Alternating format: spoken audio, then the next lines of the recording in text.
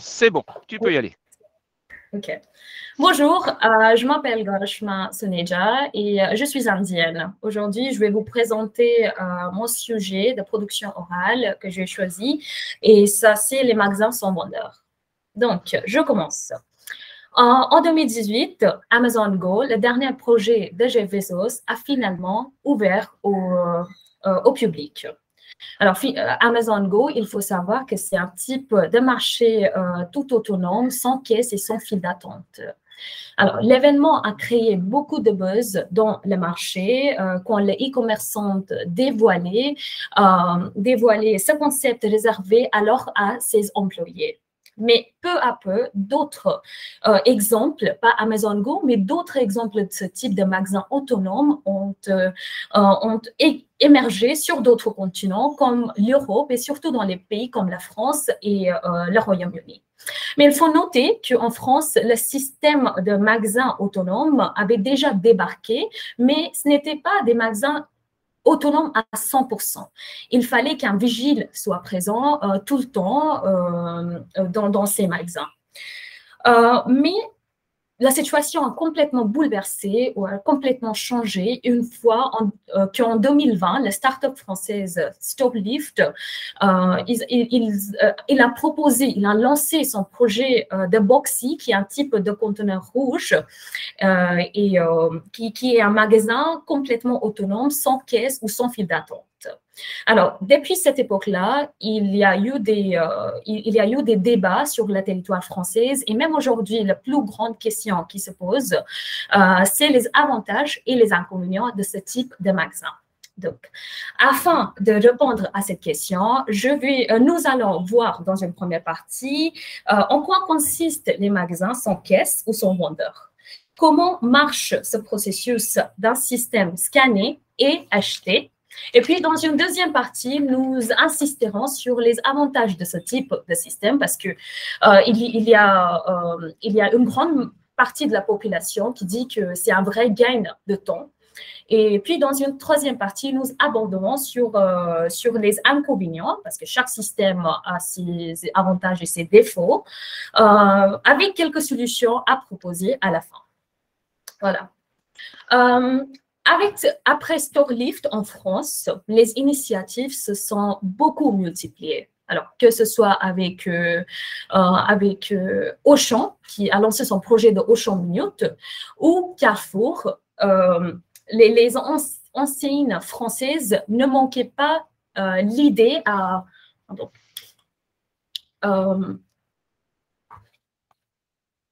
alors, je suis désolée, c'est juste un problème.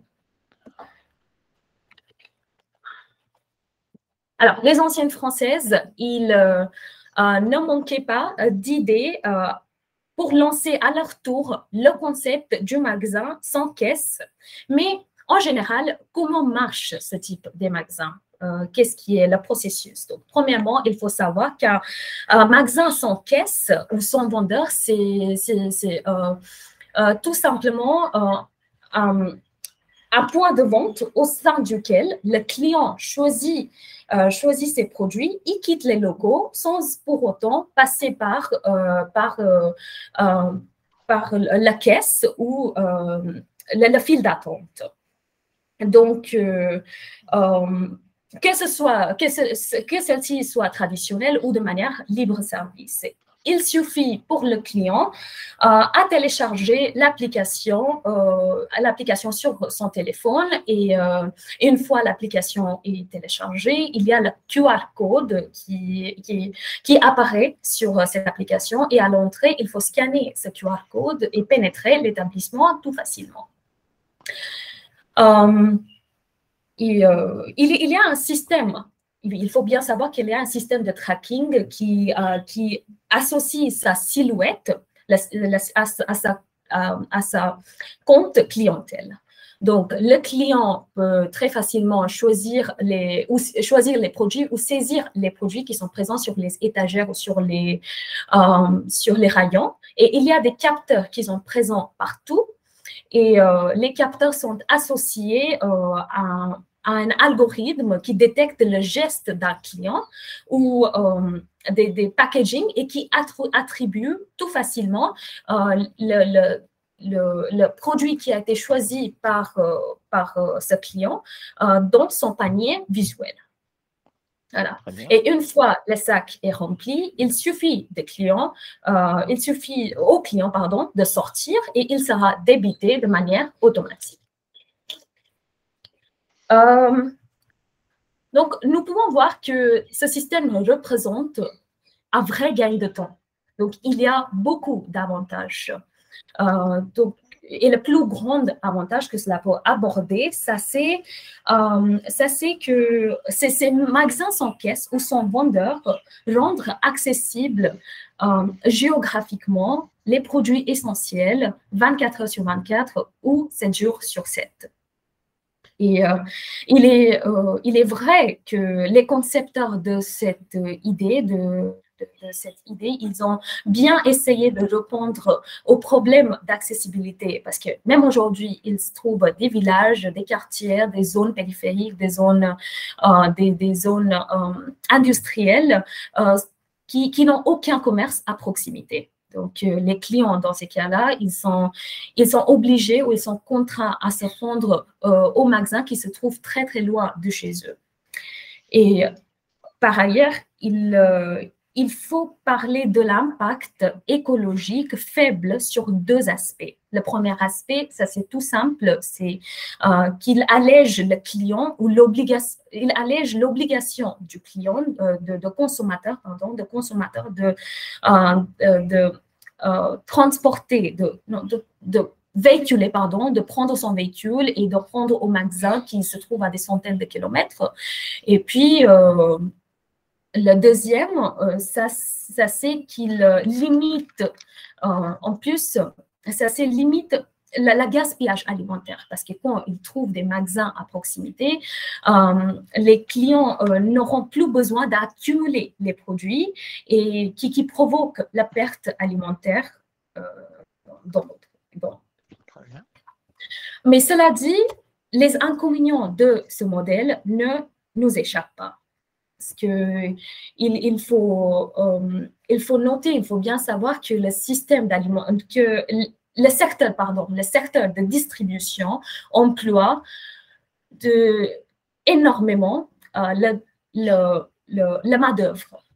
Alors, l'automatisation, dans ces cas-là, annonce la mort de travail d'effectifs. Par exemple, un sondage a été effectué en 2022 et dans lequel un salarié a évoqué qu'il a évoqué à ses propres yeux qu'il travaillait dans un magasin depuis 20 ans et qu'il a évoqué au bout de 2 ans de nombre d'effectifs qui ont réduit nombre de 200 salariés à seulement 90 salariés. En plus, ce n'est pas seulement d'effectifs, mais le nombre de grandes surfaces qui sont également en train de baisser parce que quand il se trouve des commerces à proximité, les grandes surfaces ou les supermarchés ne seront plus rentables. Et encore une fois, la chaîne alimentaire et la chaîne de distribution, du coup, est très, très perturbée parce que ce secteur de distribution recrute la majorité d'emplois. Le troisième gros problème que cela peut aborder, ça, c'est une question de contact humain et qui reste prioritaire. Bien sûr que les interactions dans les grandes surfaces ou dans les supermarchés, dans les magasins aujourd'hui, sont très limitées, mais elles se font quand même parce que les gens ont besoin de personnel pour les épauler. Et ça se finit avec les magasins autonomes. Et dans un même sondage qui a été effectué en 2022, environ 40% d'emplois, 40% des consommateurs ont mis en avant de ne pas avoir le personnel pour les aider. Et par ailleurs, il ne faut pas oublier que la technologie est très facile à accéder pour les générations jeunesse, mais pour les papis et les mamies ou même pour les personnes qui n'ont pas, qui n'ont pas des smartphones, ils sont de manière directe ou de manière automatique, ils sont évités des magasins 100% autonomes. Et un autre gros inconvénient que cela peut apporter, ça c'est que les gens craignent aujourd'hui le fait de laisser les applications du magasin sans caisse se connecter directement à leur compte bancaire. Parce qu'il y a 30% aujourd'hui qui disent qui affirment être mal à l'aise parce qu'ils craignent un piratage des données. Donc, quelles sont les solutions que nous pouvons aborder, que nous pouvons introduire? Bien sûr que nous vivons aujourd'hui dans une ère numérique et dans le monde à venir, l'automatisation sera de plus en plus, sera 10 fois plus, le monde sera 10 fois plus automatisé. Il ne faut pas oublier cela. Mais toutefois, il faut arriver à trouver un équilibre, entre le contact humain et la technologie. Il faut, tout premièrement, il faut concilier un développement en accord avec l'éthique des consommateurs en matière de l'impact social. Et deuxièmement, s'il y a des entreprises françaises qui aiment se lancer dans la mise en place de ce type de commerce, il nécessite de prendre en compte certaines considérations. Donc, le tout premier, ça c'est qu'il faut proposer des infrastructures qui sont capables à traiter les données des données des clients de façon plus sécurisée. Et le deuxième, ça c'est d'équilibrer le contact humain et la technologie parce qu'il faut avouer qu'aujourd'hui, même aujourd'hui, il y a beaucoup de consommateurs qui ont besoin du personnel, donc la suppression complète d'emplois ne fera que exacerber la situation. Et voilà, afin de conclure mon exposé, nous sommes sortis de l'ère de Covid après 2 ans de confinement et de quitter notre maison et arriver dans les magasins où ils ne trouvent personne. Cela peut être très, très déprimant pour la santé mentale des personnes. Et je ne suis pas du tout d'accord avec le fait que cela va éviter la surconsommation des choses parce que quand nous sommes accros tout le temps à nos téléphones, cette tendance va augmenter dans les années à venir. Donc, merci beaucoup. D'accord, merci beaucoup. Alors, j'ai quelques questions à vous poser. Est-ce que vous pensez que ce type de magasin est sujet à la destruction, au vol, etc. Le fait qu'il n'y ait pas d'employés, est-ce qu'il n'y a pas un risque que des gens profitent un petit peu de ce nouveau système pour aller voler les produits, pour détruire les produits? Oui, bien sûr. Oui. Il y aura des problèmes et ça c'est l'un des inconvénients que je viens de vous citer.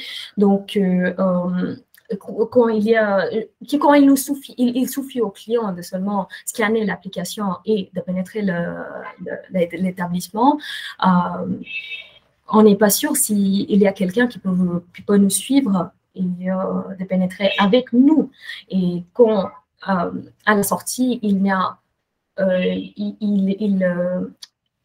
vous quittez les locaux seulement et vous êtes débité automatiquement. Donc, cela sera un problème pour le client qui est de vrai là pour acheter des produits et les voleurs qui sera là juste pour voler les produits. Donc, oui, ça sera mon problème. D'accord. Est-ce que vous ne craignez pas également que ce type de produit soit beaucoup plus cher que des produits que l'on peut trouver dans les grandes surfaces?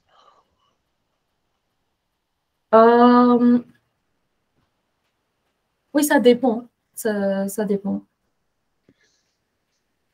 Non, mais oui, oui. Je crois que ce type de produit sera. Donc, ce sont des commerces à proximité. Ce sont des commerces qui.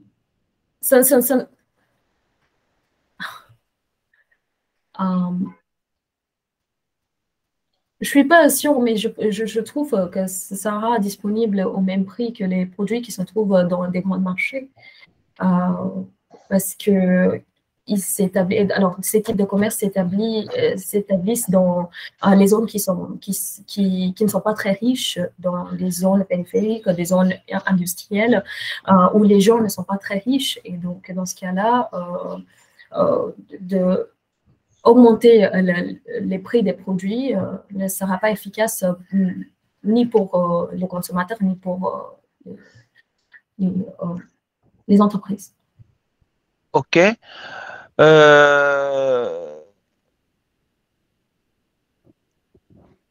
Quel est, selon vous, le but réel des entreprises comme Amazon ou comme Auchan en créant des magasins comme ça? Est-ce que c'est un but un petit peu louable d'aider le consommateur ou au contraire, est-ce qu'il y a plutôt un but peut-être plus mercantile, plus économique de gagner de l'argent Pour des grands en réduisant par exemple le personnel, en réduisant le personnel, en réduisant les charges. Est-ce que le but des entreprises, c'est pas tout simplement de gagner de l'argent? oui. Le but d'entreprises comme l'Auchan, des grandes surfaces comme l'Auchan et les Carrefour, depuis toujours était d'être rentable. Donc, ils n'ont rien à voir avec les consommateurs, mais ces commerces ou ces magasins sans caisse doivent être rentables pour les entreprises comme l'Auchan. Et voilà, le but, c'est lucratif, ce n'est rien à voir avec les personnes, les disponibilités, mais c'est juste qu'ils veulent gagner de l'argent pour être de plus en plus rentable. Okay. Vous, personnellement, si ce type de magasin existait près de chez vous, est-ce que c'est quelque chose que vous feriez naturellement? Si ce type de magasin trouvait près de chez moi, de temps en temps, bien sûr, je vais l'accéder, mais pas de manière euh, pas tous les jours. Oui. Pas de manière régulière. Et ça ne deviendra pas une habitude, mais bien sûr, de temps en temps, quand j'ai vraiment besoin des produits d'urgence, des produits nécessaires d'urgence, donc dans ce cas-là, je vais y accéder. OK. Vous ne craignez pas personnellement, est-ce que c'est, vous nous avez parlé tout à l'heure du problème de la connexion, éventuellement du piratage des données personnelles, etc., etc. Est-ce que vous ne craignez pas ce type de risque en allant dans ces magasins? Est-ce que c'est quelque chose qui vous fait peur, cette surveillance générale? S'il y a des infrastructures qui sont déjà développées pour bien traiter nos données numériques, ça ne sera pas un problème.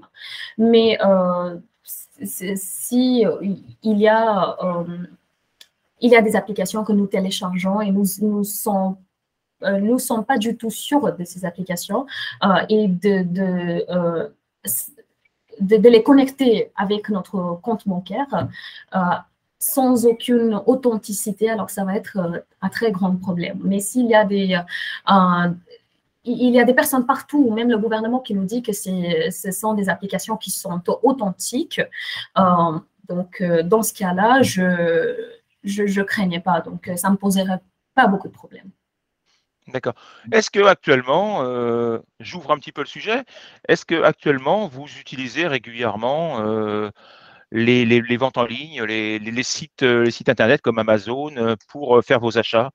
Ou est-ce que vous êtes plutôt commerce de proximité, magasin physique, on va dire. Oui, alors, les magasins artisanaux, ça c'est une vraie chose pour moi. Alors, je compte pas vraiment beaucoup sur Amazon. Il y a quelques types de produits comme les produits qui sont comme les vêtements. Un peu, je vais acheter chez Amazon, mais si je parle des produits nécessaires, je compte pas du tout sur Amazon, je compte sur sur la qualité des magasins qui sont à proximité parce que ce sont des vrais magasins avec qui nous proposent des produits de qualité naturelle et plus authentiques. D'accord. Vous avez parlé tout à l'heure également de la chute de l'emploi dans ce type de magasin, donc une baisse de l'emploi.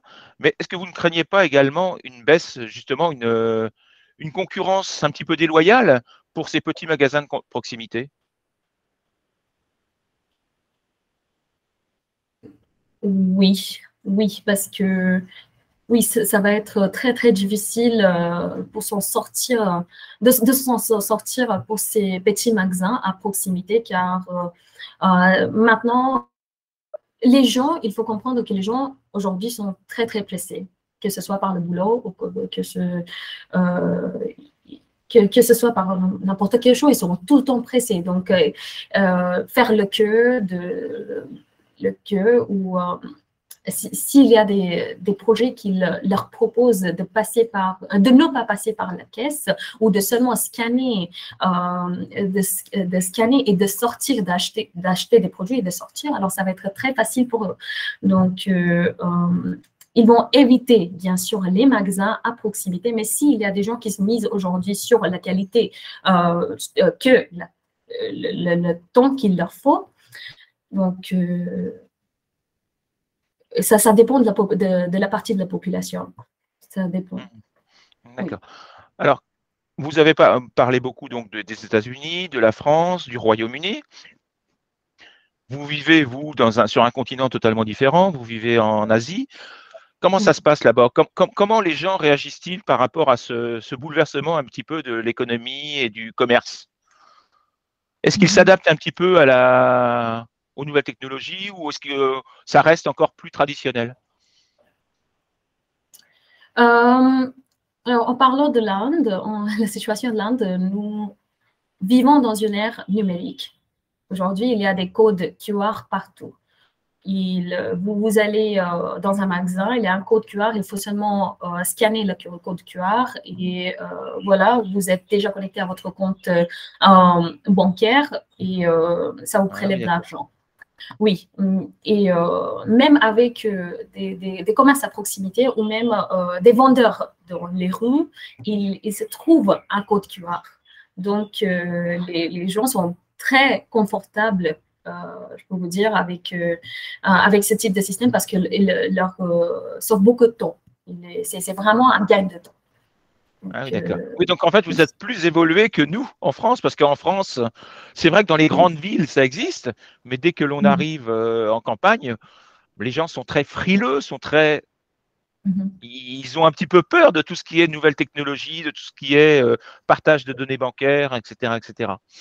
Donc c'est quelque chose de beaucoup plus facile dans votre pays. C'est étonnant. C'est étonnant pour nous parce que même avec les vendeurs qui vendent des légumes sur des rues, aujourd'hui, c'est très facile de ne pas donner de l'argent en espèces, mais seulement de scanner le code QR et voilà, il reçoit tout simplement l'argent sur la notification sur son portable et dans sa compte bancaire. Donc, oui. Ah oui, d'accord. Ok, ok. Très bien. Bon, moi, je vais m'arrêter là au niveau des questions. On va revenir un petit peu sur les choses que vous avez dites, les choses qui étaient très bien, les choses qui pourraient être améliorées. Alors, tout d'abord, au niveau du plan, il n'y a pas de souci. Peut-être un petit peu trop long au niveau de l'introduction, de la présentation du système en lui-même, un petit peu long. Vous avez mis, je crois, 13-14 minutes pour faire votre production orale. C'est un petit peu long, mais c'est pas non plus énorme. Il y a une bonne utilisation des subjonctifs, des expressions très bien comme sans pour autant, que ce soit, etc. Les connecteurs sont utilisés à bon escient, c'est-à-dire de la bonne manière. Il y a juste eu une erreur sur, quand vous avez dit en plus, au lieu de dire de plus, de plus. Donc là, les avantages et les inconvénients, pas de souci. Vous les avez dit, tous ceux que j'avais prévus. Donc c'est pour ça que j'avais peut-être un peu moins de questions. Donc vous avez anticipé sur mes questions. Je reviendrai sur les quelques erreurs linguistiques qui ont été commises. Tout d'abord, le mot manque est masculin. C'est le manque, c'est pas la manque. On ne dit pas être obligé à, mais être obligé de. Pareil pour il suffit, on ne dit pas il suffit à, mais il suffit de. Le mot supprimation n'existe pas. On dit la suppression de quelque chose, on ne dit pas la supprimation. Mais sinon, c'est tout. Il y a quelques petits soucis au niveau des prononciations. Par exemple, le mot magasin. Vous mangez magasin, vous mangez le deuxième A un petit peu. Donc, c'est le magasin. Amazon, vous le prononcez un petit peu à l'anglaise. Amazon. Donc, et oui, il y a une petite erreur également. Quand vous dites très souvent ça, c'est. Vous dites deux fois le sujet, en fait. Donc, c'est tout simplement. Il n'y a pas besoin de dire ça, c'est. On dit c'est tout simplement. Mais bon, c'est une très bonne production orale. Il n'y a pas de souci particulier. Merci. Au niveau des questions, je pensais que oui. Alors, je vais arrêter l'enregistrement. On va continuer un petit peu.